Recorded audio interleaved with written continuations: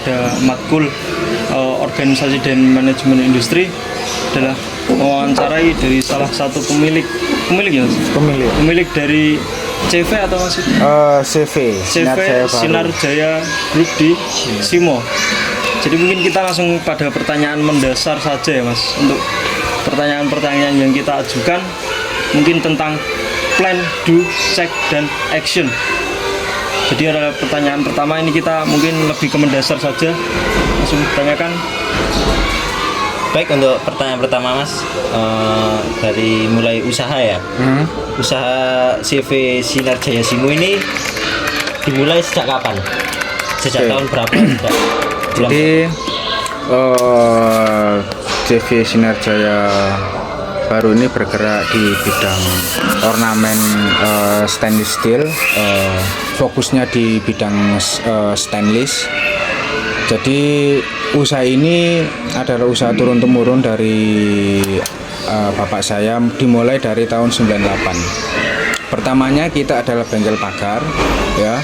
Terus lambat laun kita mulai produksi untuk ornamen ini di sekitar tahun 2002 seperti itu.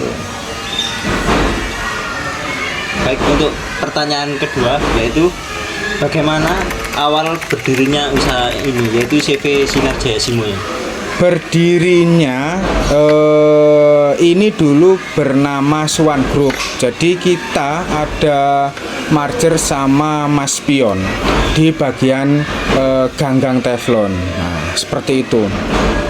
Dulu kita produksi khusus untuk Mas Pion 2 ya.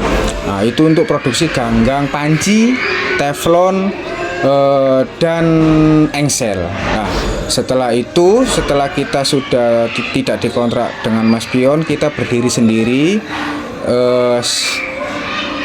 Fixnya di 2004 kita ganti nama menjadi Sinar Jaya.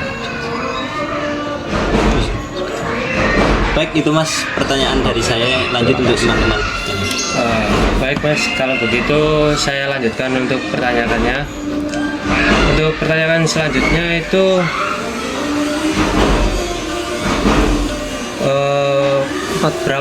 berapa pekerja dalam usaha Bapak di CV Sinar Jaya Simo? Oke. Pekerja di sini totalnya ada 10 orang. Jadi untuk bagian produksi sendiri itu ada 6 orang. Mulai dari awal perencanaan produk sampai finishing. 2 lagi untuk bagian packing, dan 2 lagi biasanya untuk distribusi seperti itu. Jadi totalnya ada 10 orang. Baik, selanjutnya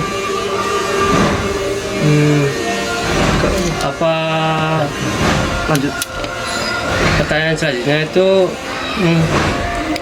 Ini Bang.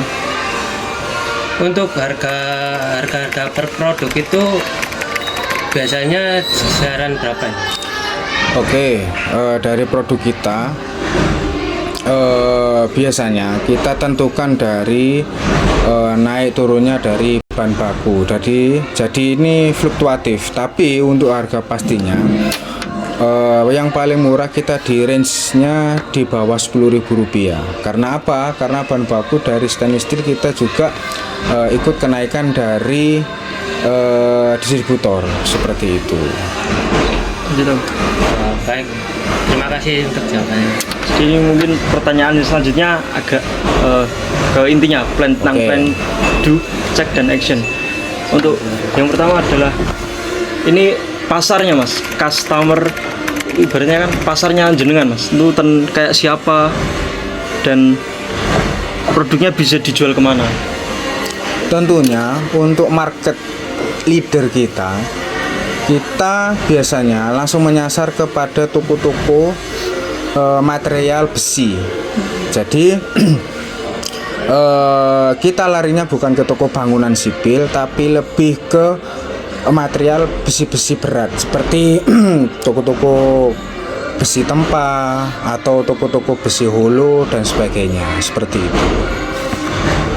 Dan dari itu mas, bagaimana sampean merencanakan kegiatan produksi atau penjualan setiap hari agar usaha tetap berjalan lancar dari yang saya jabarkan tadi? Oke, jadi untuk planning produksinya atau kiat marketingnya, biasanya kita lihat dulu potensi-potensi barang yang akan kita produksi itu kita tawarkan kepada customer.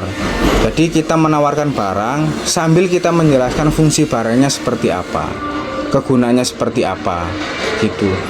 Nah, biasanya karena produk-produk kita itu sudah belasan tahun tersebar, itu orang-orang sudah tahu modelnya seperti apa, bahannya seperti apa. Jadi kan gini mas, misal proses pekerjaan yang dilakukan misalnya seumpama pembuatan produk, pelayanan pelanggan atau pembagian tugas antar karyawan, itu bagaimana mas untuk yang kita melanjut pertanyaan tadi? Untuk apa ya? Untuk survei market biasanya kita itu tanya kepada pengrajin pagar di sekitar kita dulu. Nah, baru dari informasi yang kita dapatkan dari beliau-beliaunya, kita baru merencanakan suatu produk. Kita buat cetakannya dulu, kita buat contohnya dulu, baru kita tawarkan lagi. Seperti itu. Jadi memang untuk planningnya itu semua saya. Baru saya akan teruskan ke karyawan saya untuk diproses produksi. Seperti itu. Jadi kan selanjutnya adalah pengecekannya dari pengecekan. Sampean sendiri setelah melakukan aksi itu terus dilakukan pengecekan. Pengecekan produk yang setelah jadi itu biasanya ada sini kepala kuda yang memang dia itu orang pagar. Jadi produk ini bisa dilemparkan ke customer atau enggak, sesuai nggak sama keinginan customer, biasanya ada. Kita punya satu orang untuk itu. PIC-nya sudah ada, gitu. Kisinya sudah ada. Jadi sebelum kita lempar ke distributor atau ke customers, kita sudah cek dulu. Seperti itu. Nah, dari gitu untuk setelah plan, do dan ceknya, untuk actionnya sendiri dari perusahaan sampean, misal komplain lah dari pelanggan atau tentang kerusakan produk cacat lah atau tentang keterlambatan pengiriman. Oh ya, untuk kecacatan barang yang setelah diproduksi biasanya itu kita tidak sampai ke customer. Karena apa? Karena tadi kan sudah dikisi loh. Tapi kalau untuk ketidakpuasan customer itu pasti ada antara desain, terus kualitas bahan yang digunakan, atau memang ada loss control ya. Seperti itu biasanya kita suruh kembalikan ke sini dulu. Kita tanya kenapa kok barangnya tidak bisa diterima. Nah, asumsinya kita nanti akan perbaiki seperti itu. Tapi itu jarang sekali karena produksi kita itu sudah paten dengan ukuran-ukuran pipa yang dijual di umumnya. Jadi untuk kerusakan produksi bisa dikurangi, tapi untuk kepuasan customer sudah pasti barang kita sekitar 85% diterima. Seperti itu, karena kita juga hanya menerima pesanan baru dibuatkan. Jadi kemungkinan untuk tidak sesuai dengan keinginan customer itu kecil sekali. Oh iya. Ya, seperti itu. Setiap usaha kan pasti ada kendala kan mas ya. Mungkin kendala apa yang pernah masnya alami selama ini? Kendalanya adalah SDM. Ya, Semua maksudnya kayak gimana? proses produksi itu kendalanya adalah sumber daya manusianya. Jadi karena kita di bidang teknikal, kita butuh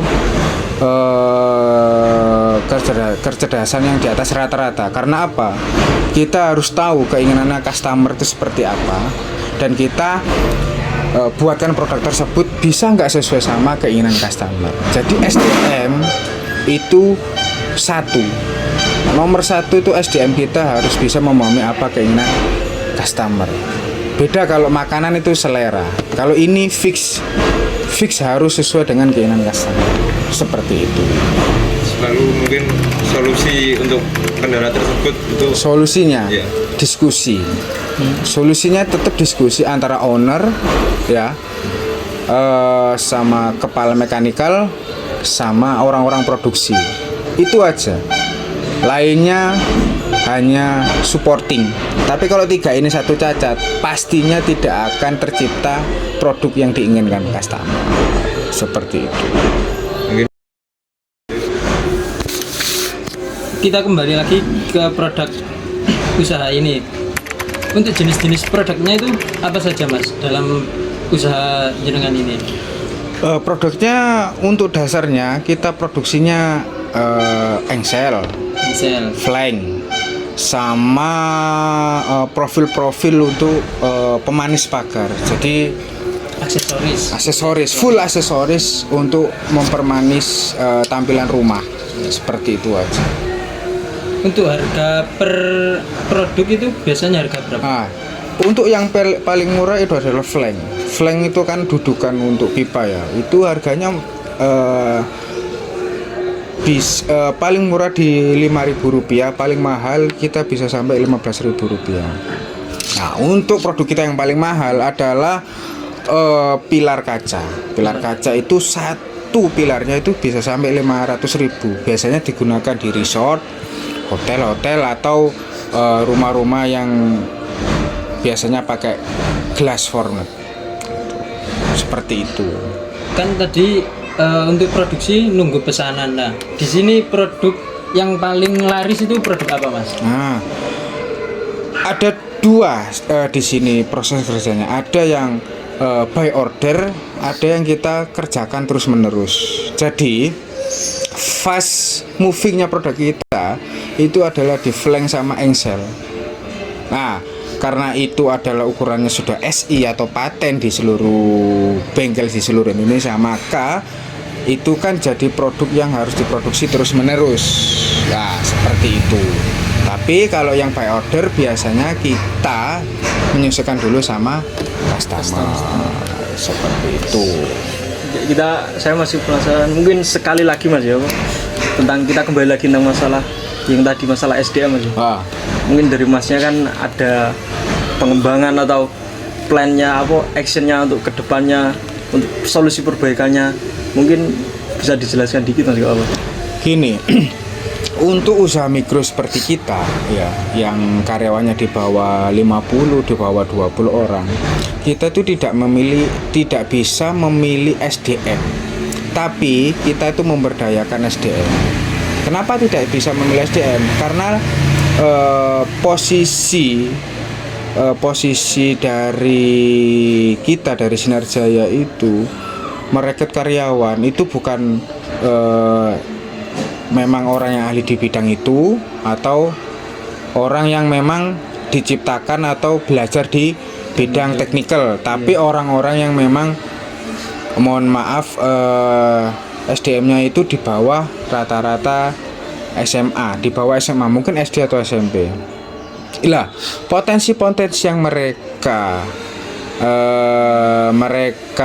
punya itu kita sebagai owner yang tingkatkan, kita contohkan dulu. Nanti biasanya pengalaman itu yang nanti menjadi tolak ukur dari karyawan tersebut. SDM-nya pasti kalau itu pasti meningkat. Karena apa? Kita paksa terus. Kita paksa untuk bisa menciptakan produk seperti itu. Karena technical itu intinya kan bukan di perhitungannya di kertas, tapi barangnya jajinya fungsional atau enggak gitu. Seperti itu. Karena alat-alat yang kita gunakan juga alat-alat yang semi otomatis atau sangat sederhana, bukan yang full robotik seperti itu, bukan juga produksi massal. Nah, musuh kita itu setelah SDM dan sesama pengrajin adalah produk import. Nah, kenapa produk import itu bisa jadi musuh kita? Karena produk import di sana, satu, mesinnya sudah full otomatis, presisi, perhitungan SDM-nya juga tinggi. Nah, sedangkan kita itu kalayanya biasanya SDM-nya menengah ke bawah. Nah, itu. Mungkin cukup itu Mas. Makasih Mas atas waktunya wawancaranya. Mungkin bisa ketemu di waktu lagi. Siap. Sekian dari saya. Wassalamualaikum warahmatullahi wabarakatuh. Misalnya.